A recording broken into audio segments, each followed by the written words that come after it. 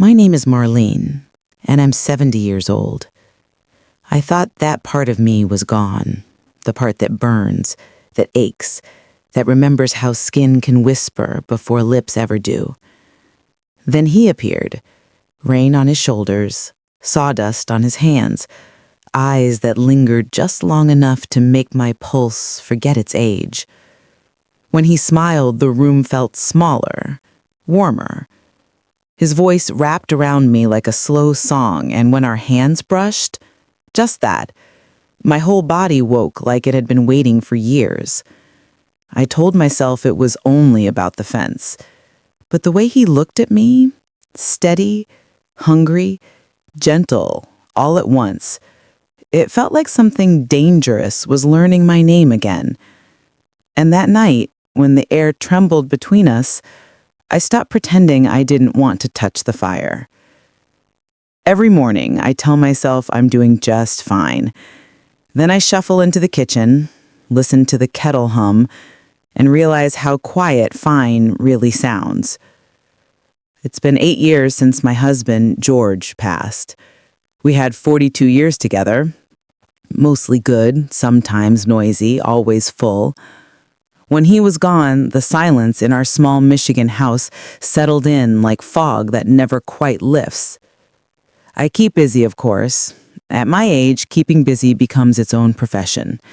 Monday is laundry, Tuesday is groceries, Wednesday is church volunteering, even if all I do is hand out bulletins and gossip with the other widows about who started dating again. Thursday, I water the ferns, which are the only living things that still depend on me. I still walk every morning, though my right knee argues the whole way. The doctor says to keep moving. Motion is lotion, he likes to joke. And I suppose he's right.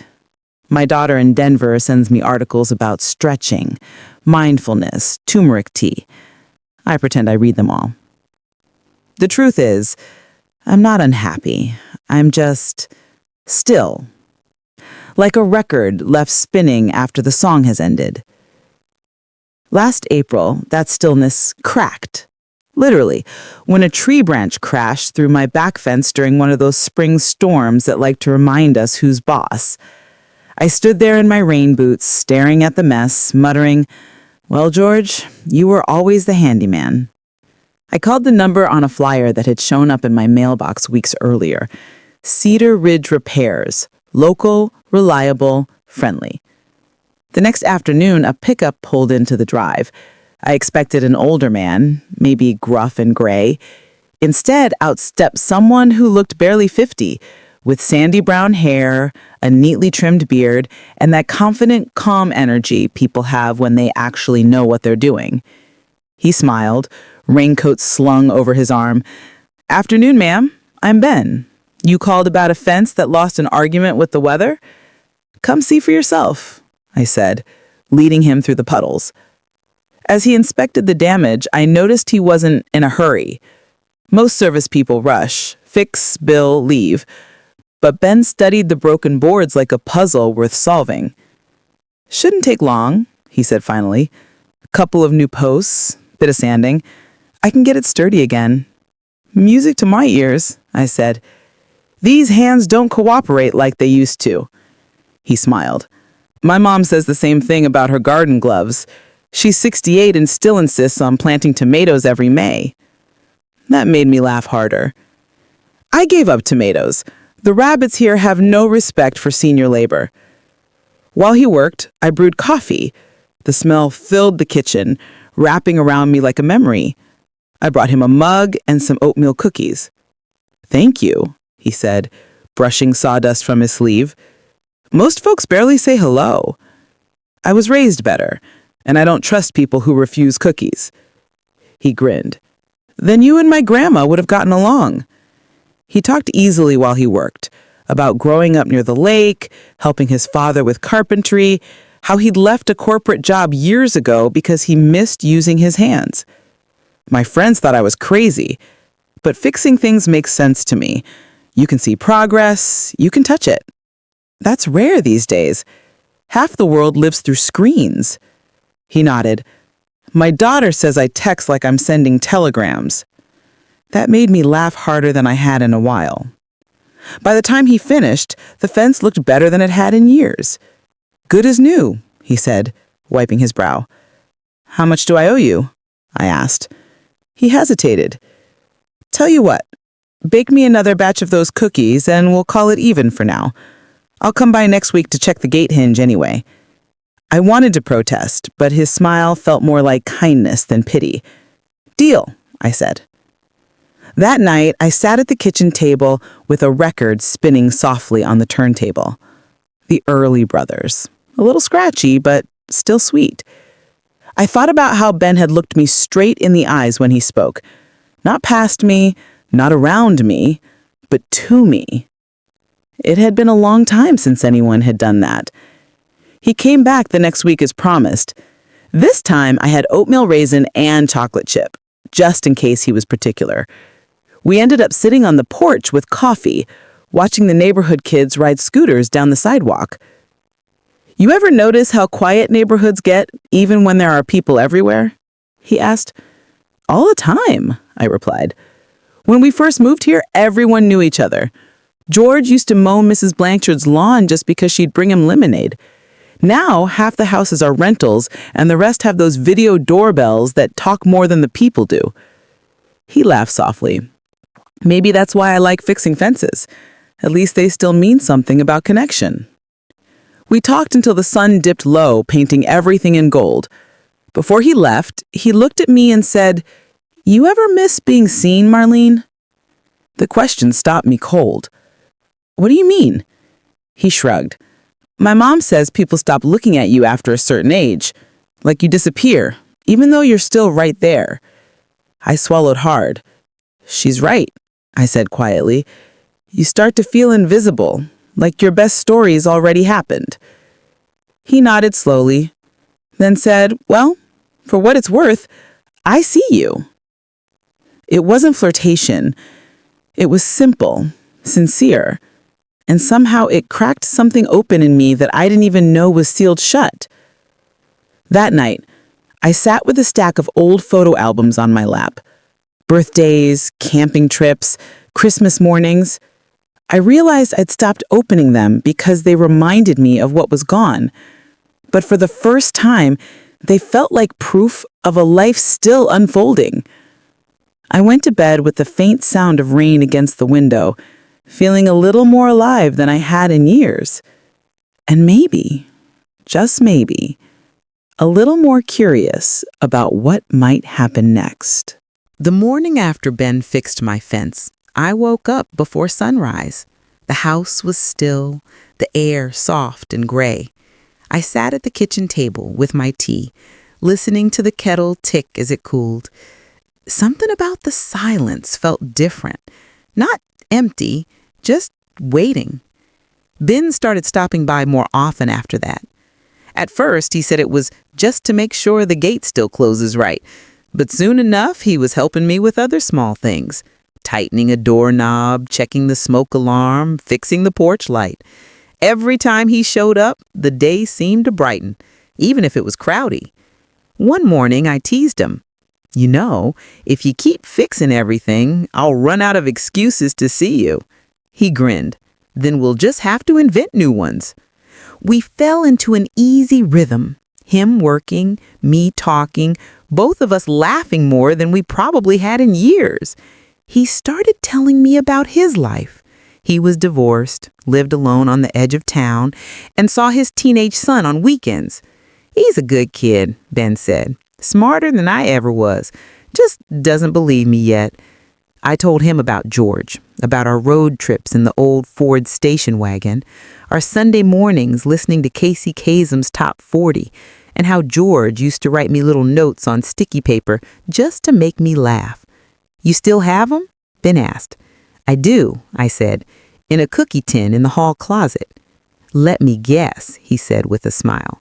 "You couldn't throw them out even if you tried." He was right. That afternoon, we sat on the porch watching the neighborhood chalk the sidewalk.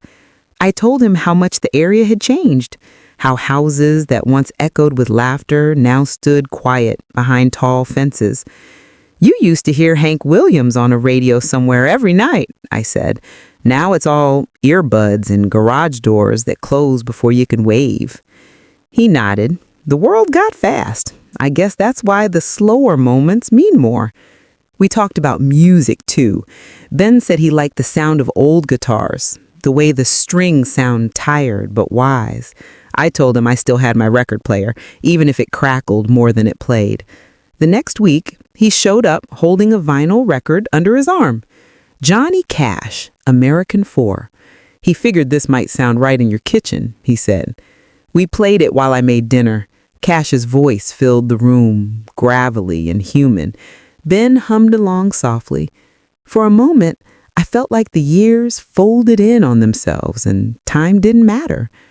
But the most interesting thing happened a few days later. I was sorting through old papers in the hall closet when I found a letter I'd never opened.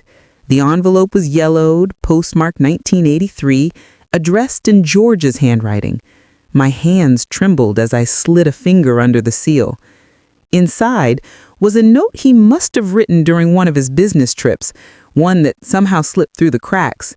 Mar, if you're reading this, it means I forgot to mail it again. I just wanted to remind you to buy more coffee, keep smiling at the neighbors, and never stop singing along to the radio. Even if I'm not around, promise me you'll keep living out loud. I sat at the table for a long while, staring at the words. After all these years, it felt like George had just spoken to me again. When Ben came by that afternoon, I showed him the letter. He read it slowly, reverently. He sounds like a good man, he said softly. He was. He'd be glad you're keeping me company.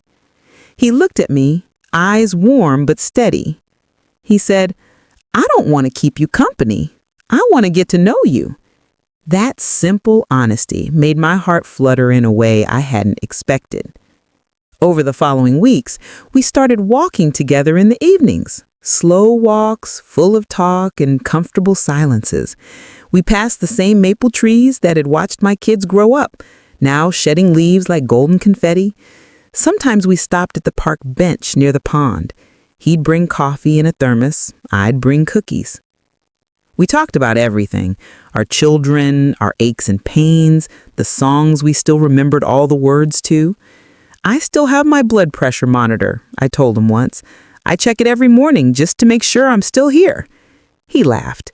If it ever stops working, I'll just ask you to yell at me. That'll prove your heart's still strong.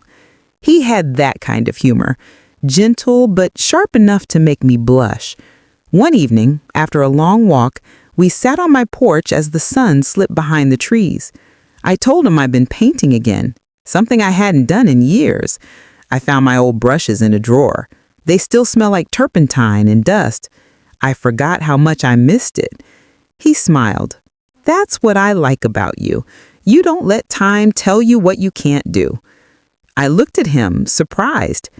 Is that what you see? He nodded. Yeah, I see someone who's still got a spark. Most people forget they have one. He reached over and touched my hand lightly, just his fingertips brushing mine. It wasn't bold, but it was enough to make the world tilt a little. Ben, I said softly, this feels strange. He nodded. Good strange or bad strange? I smiled. The kind that makes you remember you're alive. That night, as I was getting ready for bed, I caught my reflection in the mirror and noticed something I hadn't seen in years, a glow in my eyes that wasn't from the lamp.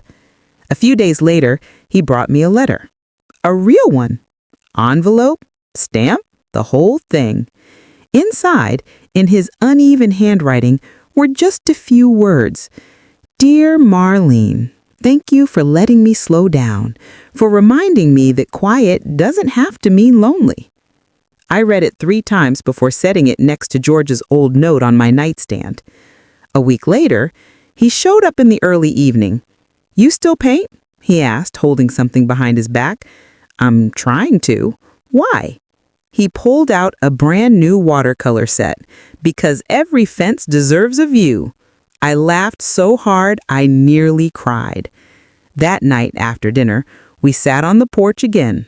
The crickets were loud and the air smelt like lilacs. He turned to me and said, "Marlene, I don't want to rush anything, but I'd really like to kiss you if that's something you'd want too." For a moment, the world went perfectly still. Then I whispered, "Yes." The kiss was gentle, not a firework, but a candle being lit, warm, steady, alive. And for the first time in a long while, I felt truly seen. Now, months later, the fence is still standing strong, my brushes are wet with color again, and the radio plays Patsy Cline while I hum along, off-key and unapologetic. I still talk to George sometimes, tell him about the garden, about how the mailman still forgets to close the gate, about Ben. And in my heart, I know George would smile and say, "Good, keep living out loud." Because love doesn't fade when the years stack up. It just changes rhythm. It waits quietly like sunlight behind the clouds until you finally open the window again.